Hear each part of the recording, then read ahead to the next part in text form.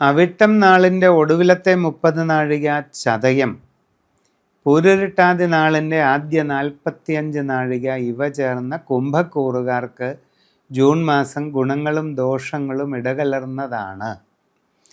വ്യാഴം വരുന്നത് ഉച്ചക്ഷേത്രമായ കർക്കിടകത്തിനായ വലിയ ദോഷങ്ങൾ ഉണ്ടാവില്ല.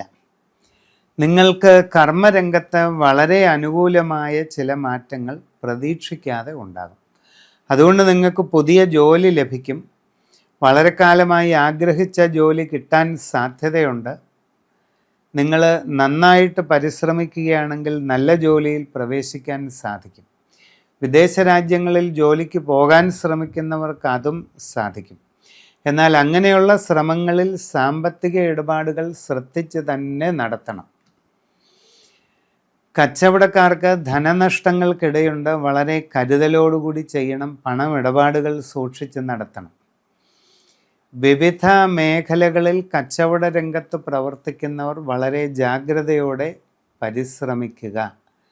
നിങ്ങൾ നിങ്ങളുടെ സാഹചര്യം നന്നായി പഠിച്ചു മനസ്സിലാക്കി വേണ്ടത് ചെയ്യണം.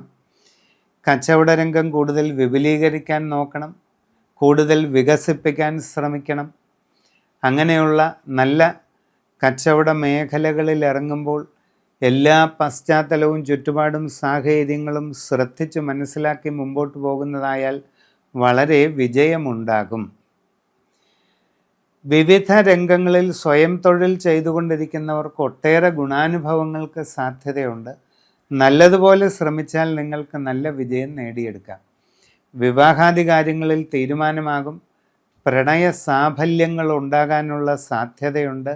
വ്യക്തിബന്ധങ്ങളെ നന്നായി നിലനിർത്തി പോകണം. നിങ്ങളിൽ പലർക്കും ദൂരദേശങ്ങളിലുള്ള പ്രസിദ്ധമായ തീർത്ഥാടന കേന്ദ്രങ്ങളിൽ സന്ദർശനം നടത്തുന്നതിനും അങ്ങനെ ആരാധനകൾ ചെയ്യുന്നതിനുമൊക്കെയുള്ള അവസരം ലഭിക്കുന്നതാണ്. അത് ശ്രദ്ധാപൂർവം ഉപയോഗിക്കുക. സമഗ്രവും സമ്പൂർണവുമായ രാശിചിന്തയിലൂടെ വസ്തുതകൾ കണ്ടറിഞ്ഞ് വേണ്ട പരിഹാരം ചെയ്യുക.